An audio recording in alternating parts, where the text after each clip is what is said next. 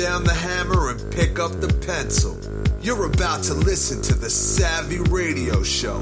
Learn from real-life real estate investors, experience revealed with the Savvy Landlord as your host. Hello, ladies and gentlemen. This is your friend, Steve VanCauwenbergh. You tuned in to the Savvy Radio Show. I'm excited to be alive for real. I just got over COVID quarantine, and it wasn't I don't know. There's so much information on the internet, and so many people say so many things and this and that. And let me tell you something. One thing I know for sure, I was very fortunate to be healthy, or I would say athletic. And the whole time that I had to deal with this, it knocked me down a couple of days. And I think ultimately what drove me crazy was the lack of smell and senses, right? Like, what's the point of eating? It seemed like. But I also had the time to reflect on, and I thought of other people that popped in my head. What if my mom did get COVID, and my mom's passed, but what if my mom did get COVID and the condition and the health and being overweight, what would it do to her? And, you know, what I've come to find out, that the healthier you are, the better the immune system, and you can fight this. So listen, let me just give you a warning. If you are not in shape at all, or thinking about getting in shape, or you know you should be getting in shape, let me push you towards that. I would be in shape as soon as possible. Get out there, walk, jog, whatever it takes. Watch your diet, and don't say you have another time. I mean, I randomly got COVID, and it put me down for almost 2 weeks, and just a lot of reflection, frustration in my mind, depression, and just not motivated to do anything. And while that was happening, I just secured a developmental deal that I was working on that is way out of my scope of skill set. And that has been a daunting project in itself. One roadblock after another, one architect after another, city, da. And that just getting hit in the face, several times, and then getting COVID, it really just affected me. I wouldn't say negatively, but it just really made me just lazy. I just was not motivated. I just slept all the time and kind of frustrated, and it just felt like the world was ending. But I know that being just out of it and realizing that what's important and is your health, period, and your family, right? But the sad thing is I'm quarantined, I'm jammed up in a room, and I can't even see my family. So it's just like, wow, there was a lot of perspective there. So I just want to encourage you, you need to be healthy.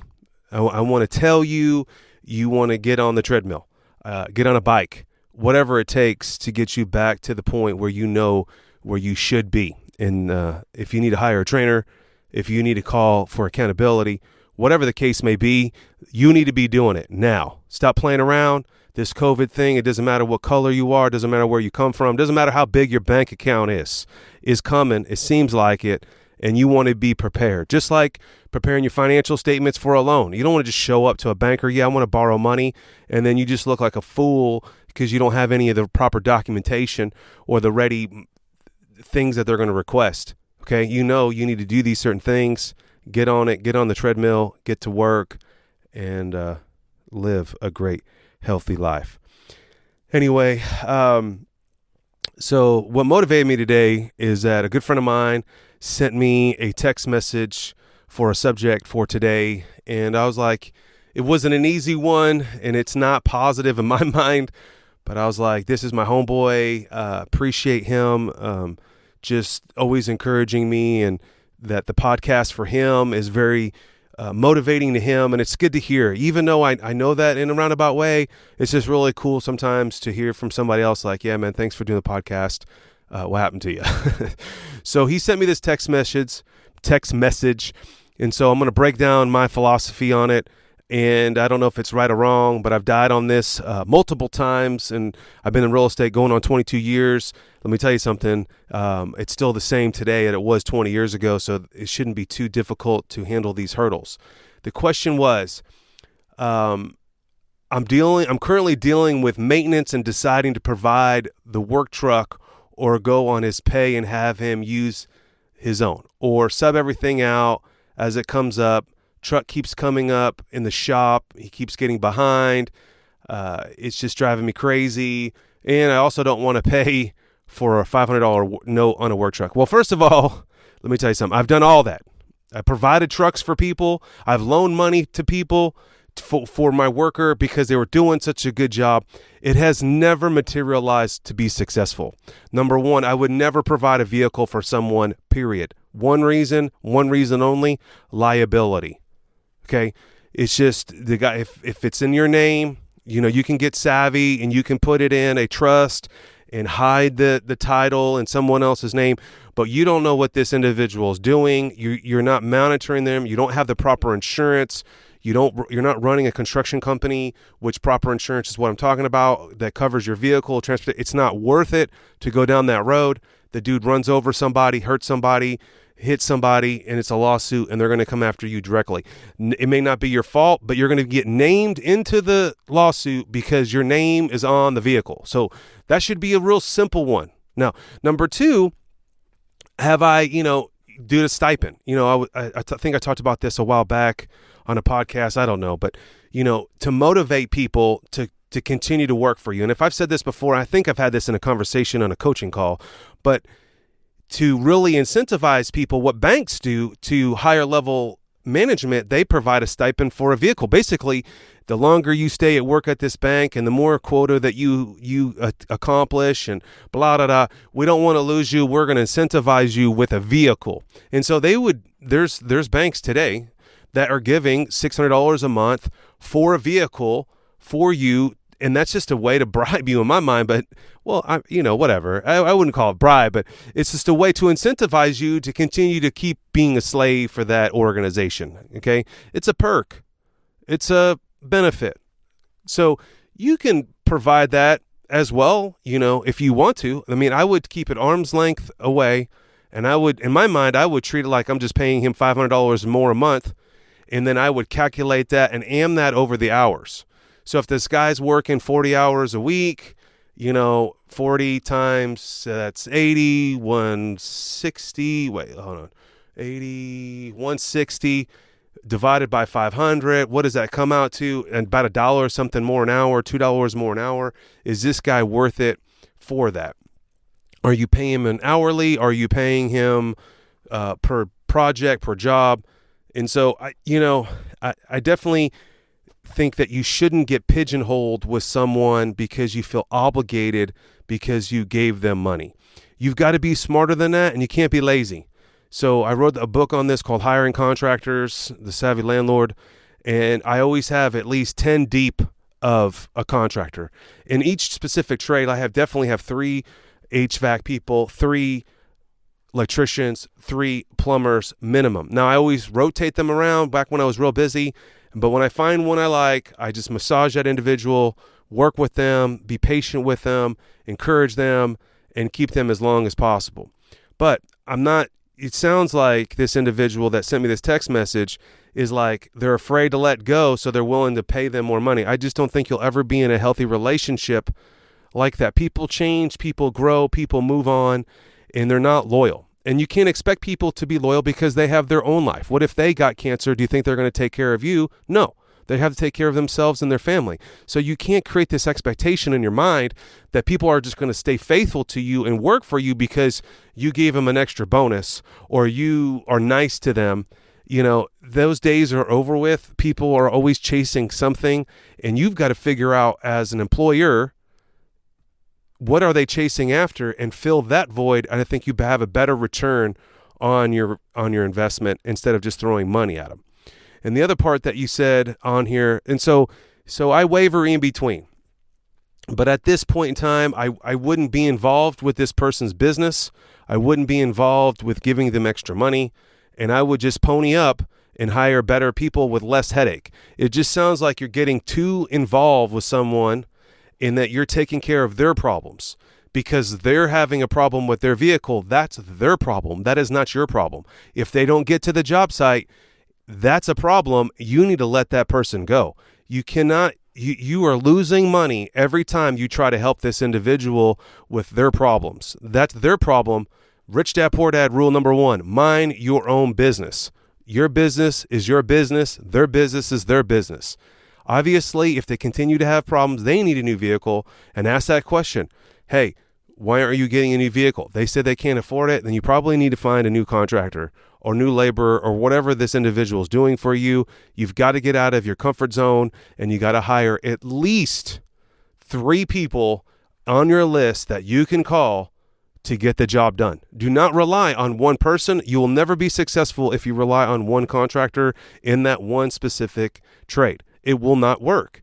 So stop doing it, and then you'll start finding success. So, or he goes, try to go out as pay and have, no, I just wouldn't be involved. That is my answer. Now, as it comes up. Now, should I sub out? Absolutely, you should sub out. And then when you sub out, you find other better trades to who you're subbing out to. For example, I found a really good drywall guy. Okay. He's phenomenal. He probably knows a phenomenal painter. And that's how I usually find phenomenal people, is through phenomenal people. But if you're jammed up jerking off with this one dude that can't even get his truck organized, how in the world he's going to provide someone for you? He's not hanging around successful people. Successful people hang around successful people. Deadbeat people hang around deadbeat people. It is not your job to get them out of the deadbeat world. That's their job. They have to work harder or be more motivated. So don't do that. Find subs, absolutely, per job. Now, it's just going to take more work for you, but the payoff is going to be better in the long run.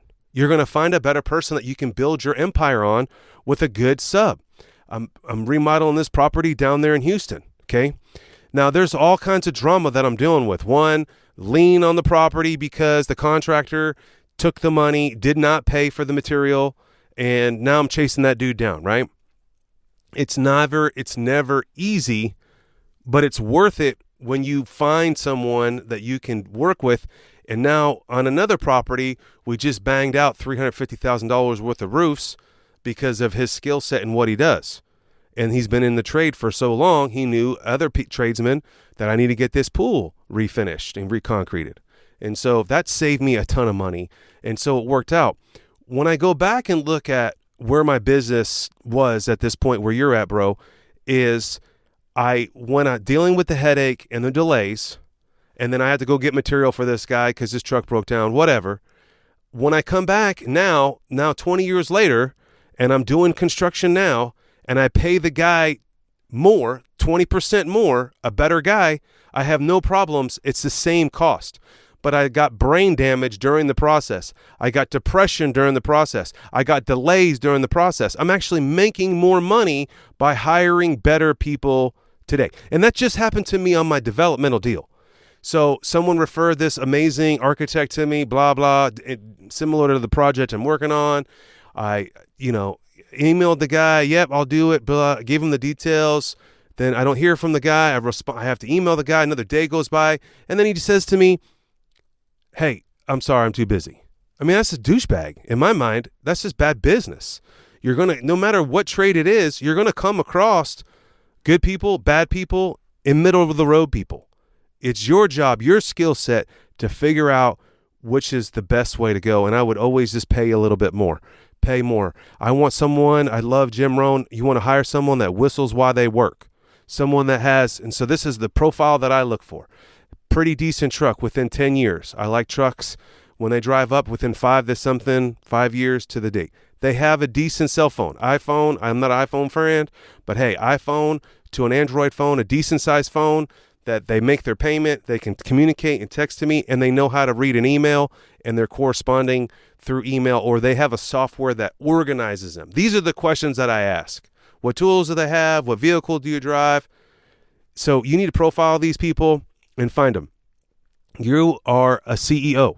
You remember that. You do not have time to be educating people on your dollar to raise them up to be better contractors. It's just not what you need to be doing. You need to be procuring deals, financing, and then executing. That's what you need to be doing. If you want to be a player in this game, that's what you need to be doing.